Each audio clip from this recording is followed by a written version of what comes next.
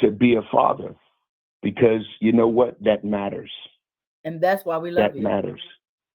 That matters. I love you guys too. And since I'm on that, and I wasn't going to talk about this, but I believe that this is necessary when it comes to understanding that understanding the why we build business. The why am I in business? And my why is number one, I want to make money, but I'm not making money just for making money. I'm making money so that I can give back, and I'm not just making money to give back, but I'm making money also so that I can have freedom to live the kind of life I desire to live without the consideration of cost. And part of that is being able to be the father that I desire to be. Part of that is understanding that I can make all the money in the world, but if my family is not okay, then I'm not okay. I don't know if that makes sense. And what I've learned is that I am more productive in business when my household is straight. I am energized by knowing that my efforts are helping me to stabilize my family. And if I can help stabilize my family financially, then it gives me the freedom and the liberty to help stabilize my family mentally, spiritually, emotionally, and psychologically. See, a lot of times we look at money as the I don't know what they call it, the cure all, be all, or what have you. But the truth of the matter is, Kathy, and those that are listening, money is a tool. It is a tool to help you build the kind of life you desire to build. It's a tool to give you the freedom to live the kind of life you desire to live.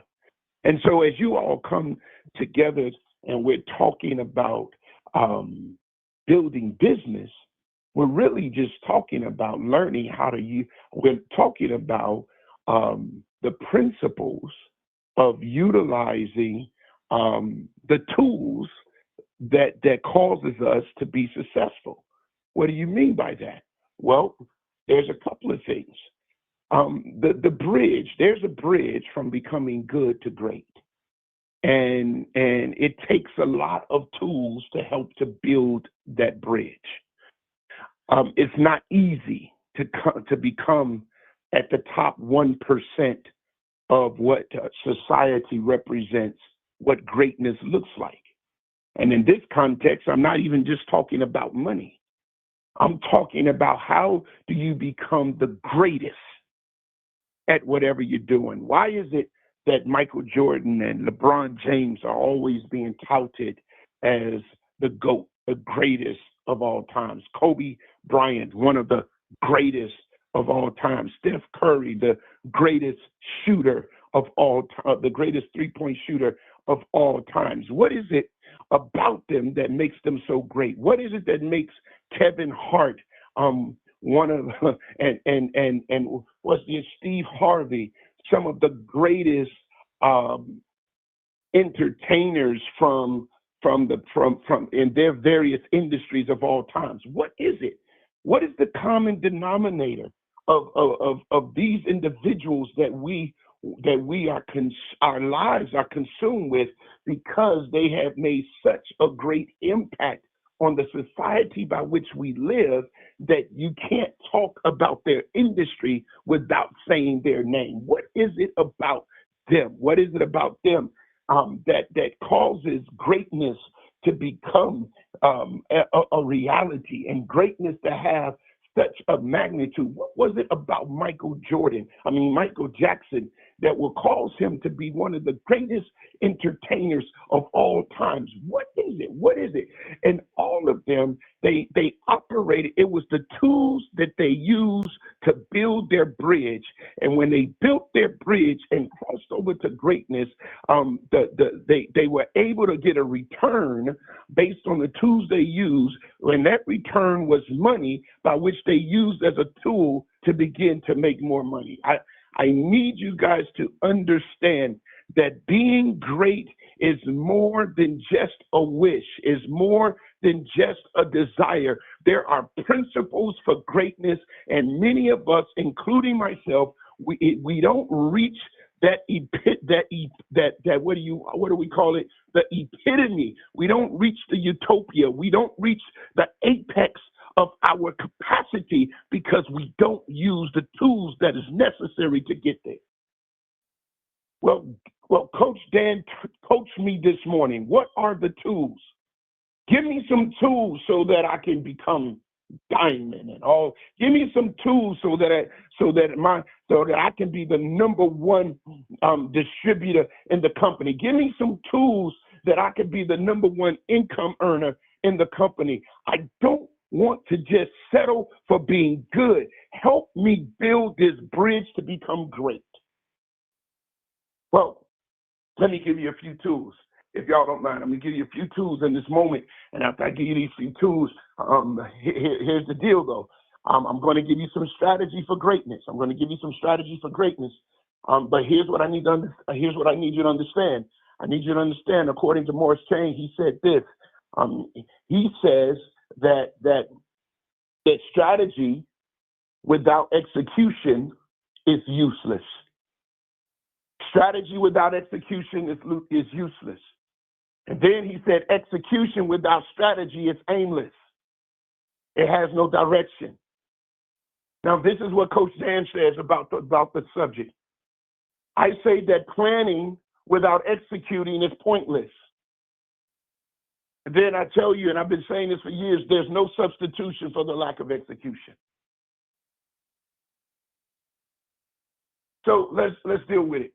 And these principles that I'm going to give you, some of them are principles that's from Coach Dan, and some of these are principles that have become the common denominators of those that have already achieved greatness in their lives from what we define as great, which means they're just at the top of their industry. They're at the top of everything that they're doing. The first thing is you have to have a vision.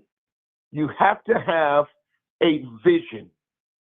When you talk to any of these individuals, they always speak back to their childhood vision. They speak back to their vision of one day.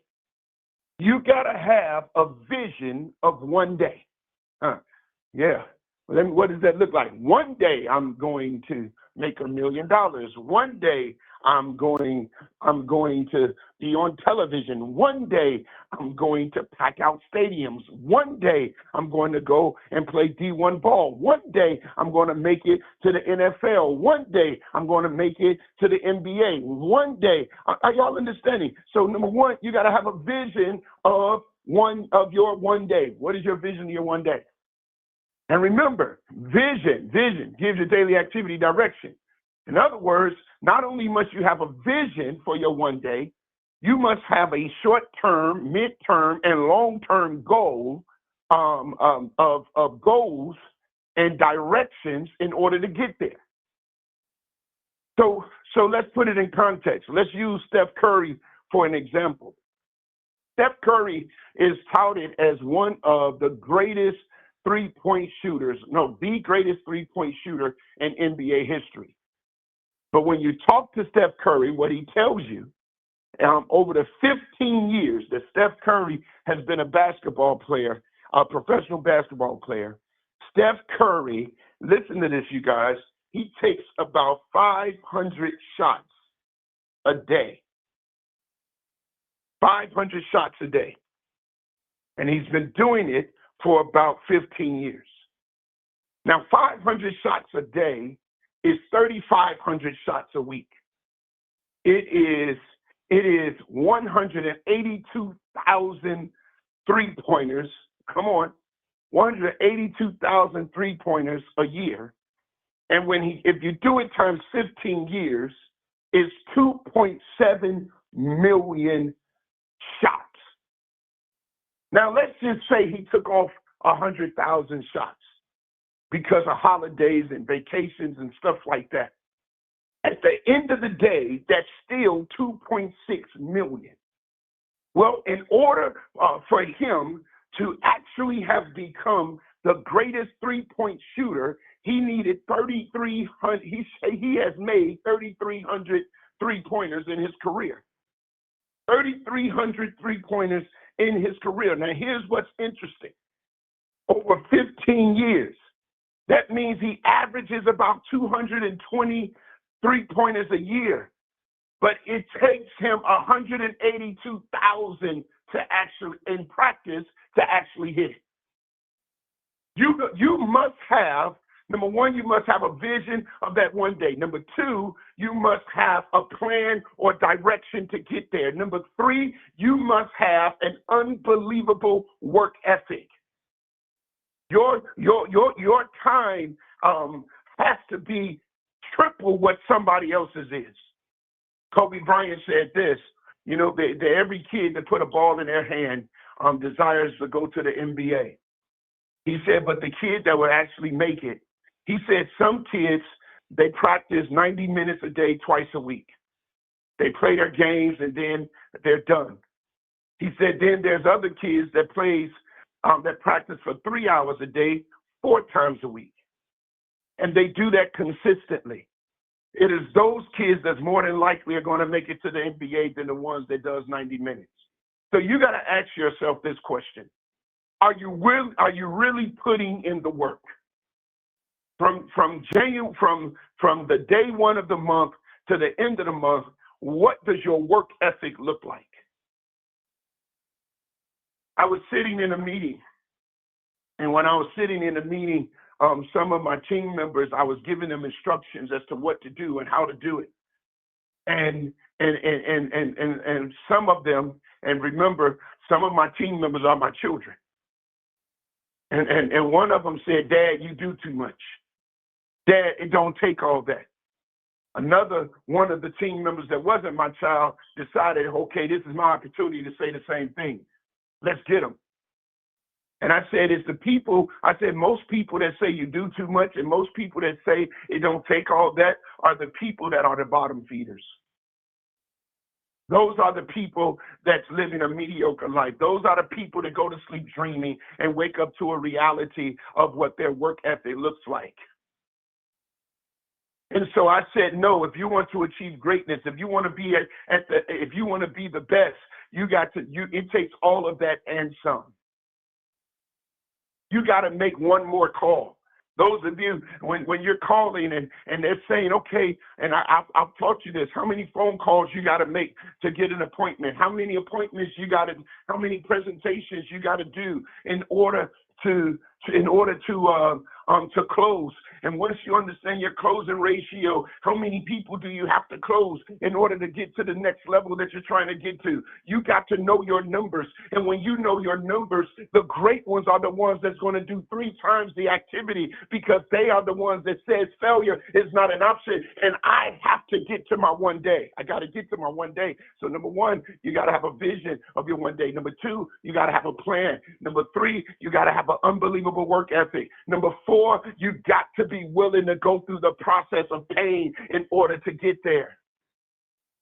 Which means every day is not going to go the way you want. Every month, you're not going to end the way you want. But you got to be willing to suffer right now to be able to get to where you're trying to go. And some of us, we quit when it gets painful. But you got to push through the pain. You got to fight through the pain. You got to keep your eyes on where you're going and not what you're going through. Some of us lose sight of where we're going because of what we're going through. And I'm telling you, if you keep being stuck in what you're going through, you'll never get to where you're going. Lastly, you got to stay consistent, y'all. You can't jump in and jump out like I see some of us was like double dutch. We're going back and forth, rocking back and forth. Okay, I'm gonna jump in. Okay, I'm gonna jump out. Okay, I'm gonna do it now. Okay, I'm gonna do it. No. You got to be consistent. If this is what you believe that you're supposed to be doing, then you have to be consistent. Because if there is no consistency, you will never be able to tap into the rhythm and into the frequency that is necessary for you to achieve greatness. As I'll end with this. Josiah's, as I told you, he's in his basketball season right now. And though if he wasn't on the team would not be winning. They're on a 7-game winning streak. But every one of those games, Josiah did not have the greatest game in the same areas. And the reason why is because Josiah does not necessarily do the extra work. So some days he go to the free throw line and he doesn't miss a free throw. The next day he goes to the free throw line and he'll miss 8 free throws. What's the difference? Because he doesn't have a consistent body of work before the game to help him to develop the rhythm, to help him tap into the frequency where every time he goes to the free throw line, he is a majority of the time he's hitting.